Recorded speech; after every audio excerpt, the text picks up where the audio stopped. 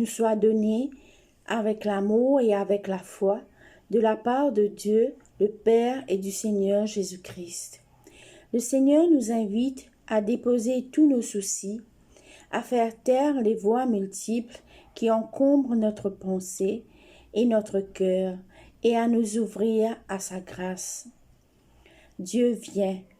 Voici le temps de l'attente et de la veille. Voici le chemin vers la lumière et la rencontre. La grâce et l'espérance nous sont offertes en ce lieu pour la route. Dieu nous a invités pour l'écoute et le partage. La parole et la lumière nourrissent notre attente et nous donnent sens à notre veille.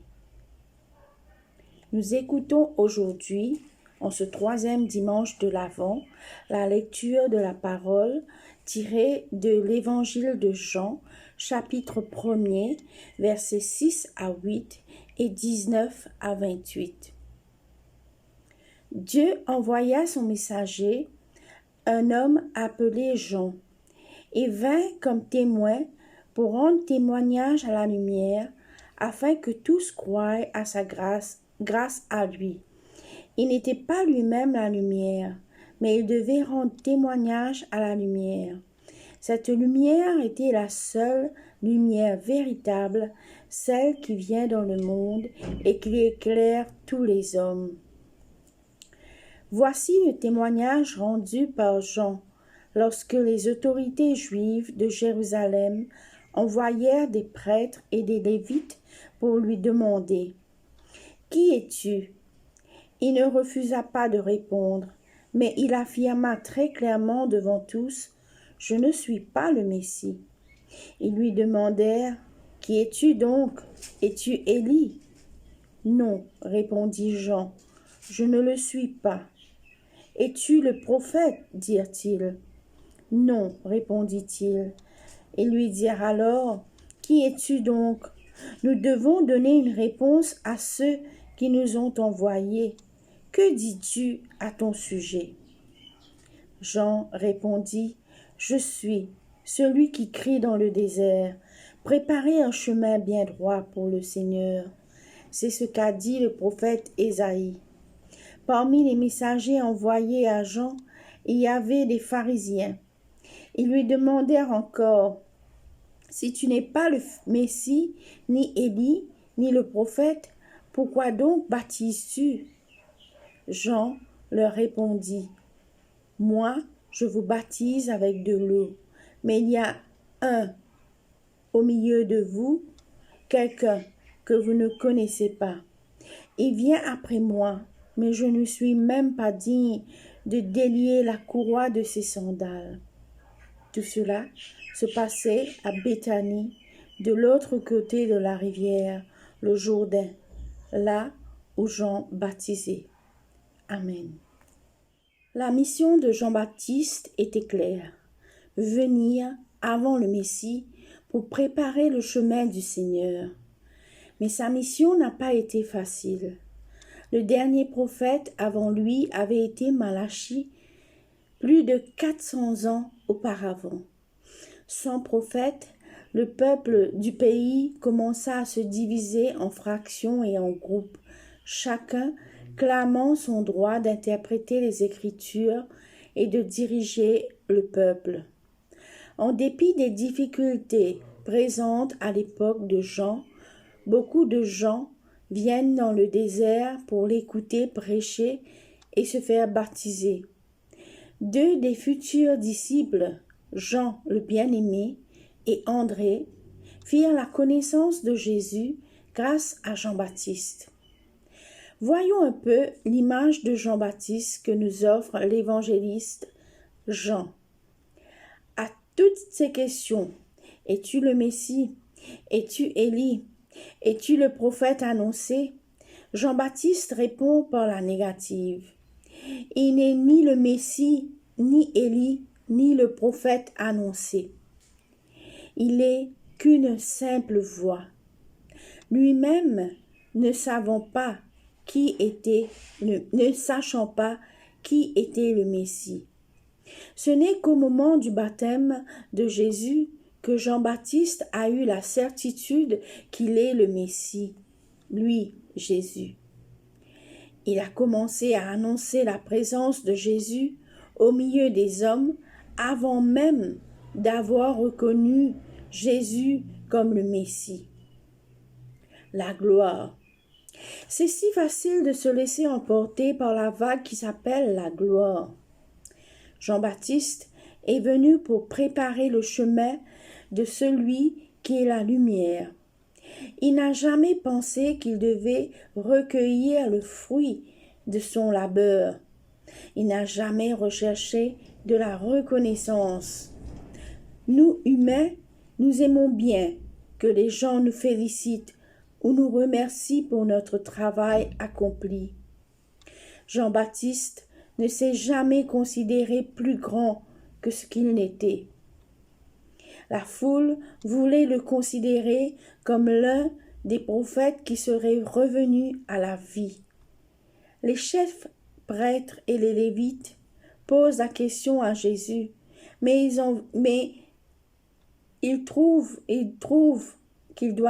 ne savent pas à qui donner honneur et gloire.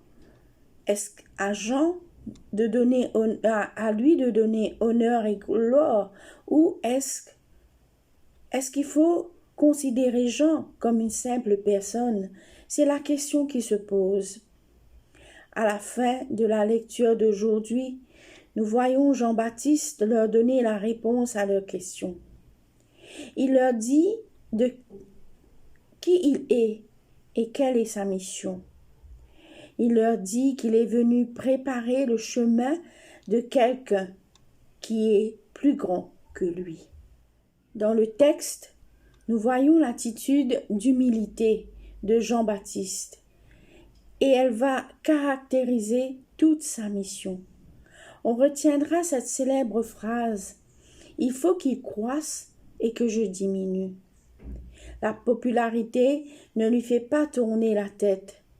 Jean-Baptiste est convaincu d'avoir reçu un mandat divin et dira « Un homme ne peut recevoir que ce qui lui a été donné par le ciel. » Mais Jean-Baptiste a aussi des phrases énigmatiques, comme par exemple « Celui qui vient après moi m'a précédé, car il était avant moi. » Oh, on sait que Jean-Baptiste était 6 mois plus grand que Jésus.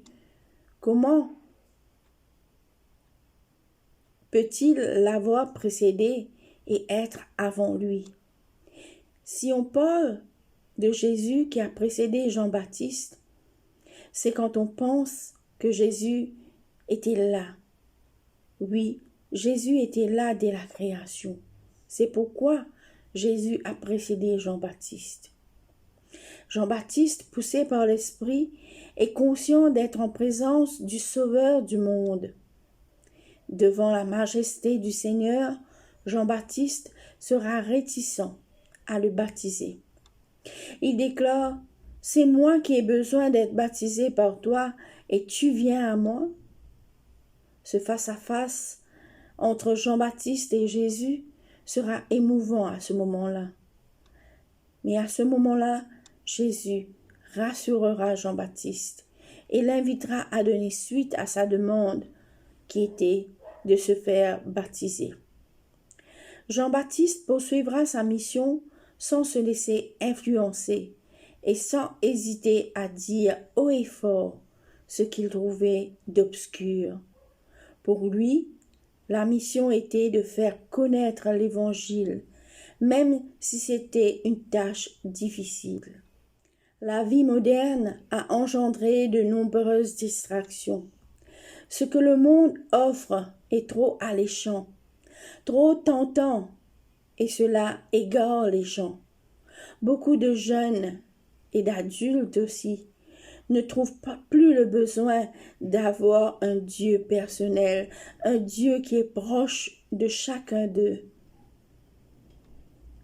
Dans des circonstances comme cela, comment peut-on réussir à faire connaître l'Évangile comme Jean-Baptiste l'a fait? Voici quelques leçons tirées de la vie et de la mission de Jean-Baptiste qui nous seront utiles. Jean savait quelle était sa mission. Il savait qu'il avait été appelé à aider les gens à aller au Christ. Quand il a vu le Seigneur, il a dit « Voici l'agneau de Dieu qui enlève le péché du monde ». Au lieu d'inciter les gens à le suivre, Jean-Baptiste les a aidés à devenir disciples de Jésus. Parlant du Seigneur, il a dit aussi « Il faut qu'il croisse et que moi, je diminue ». Jean 3, verset 30. Jean-Baptiste a enseigné les principes fondamentaux de l'Évangile.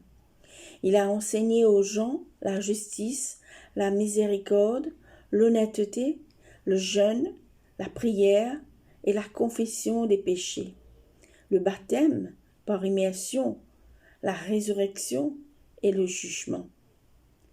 Jean-Baptiste enseignait avec autorité. Jean-Baptiste vivait différemment du monde. Il n'était pas un homme habillé d'habits précieux, il ne buvait pas de vin.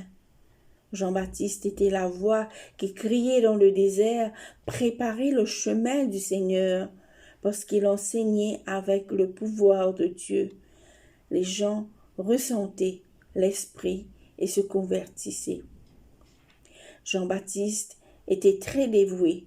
Il a montré une très grande loyauté envers le Fils de Dieu. Jean-Baptiste a eu la bénédiction unique de pouvoir baptiser Jésus. Les lectures de ce 3e dimanche de l'Avent, notamment Ésaïe 61, versets 1 à 11, et Jean chapitre 1, versets 6 à 8 et 19 à 28, sont aussi des appels à la joie. Beaucoup de gens peuvent se poser la question « Comment peut-on parler de joie, surtout que le monde entier a été touché et reste touché par le Covid-19 ?» À tout cela, il y a aussi la solitude, les violences, les guerres et les persécutions. Et pourtant, c'est là, au cœur de nos épreuves et nos inquiétudes, que la voix des prophètes vient nous rejoindre. Le Seigneur est là. Il est là au cœur de nos vies et c'est lui qui nous fait vivre. Au plein milieu de nos tempêtes, il est là. Il est la bonne nouvelle pour les pauvres, les exclus, les souffrants. L'évangile de ce dimanche est une annonce de celui qui apporte la vraie joie au monde. Non, ce n'est pas Jean-Baptiste qui est la lumière. Lui, il n'est que témoin de cette lumière. Il est la lampe qui apporte la lumière. Je redis, il est la lampe qui apporte la lumière. Jésus est là au milieu de nous. Il se propose à tous. Tous peuvent avoir accès à lui. Jean-Baptiste est venu annoncer la lumière du monde dans ce monde de ténèbres. Il est venu annoncer la parole dans un monde de silence.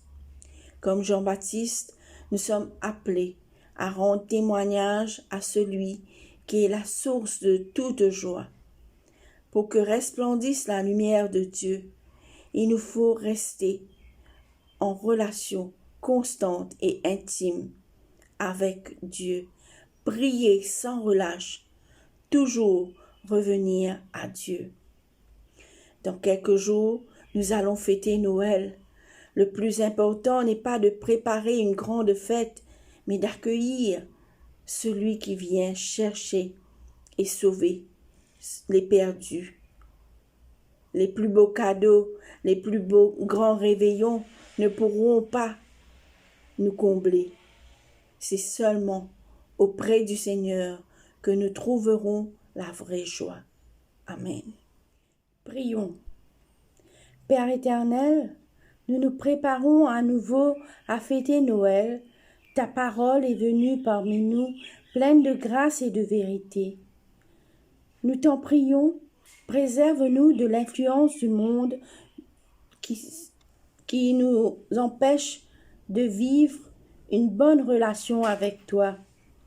Nous te prions aussi, Seigneur, afin que nous ne vivions plus par un simple devoir, la répétition d'habitudes et de rites. Accorde-nous, bien au contraire, d'être surpris par ce que tu fis et ce que tu fais parmi nous. Si à l'approche de Noël, nous voulons préparer et préparer la maison, enlève ce qui nous encombre et nous empêche d'entrer dans ton royaume.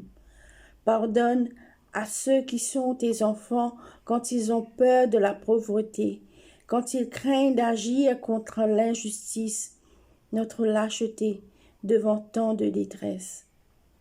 Seigneur, nous ne savons guère avoir confiance en toi.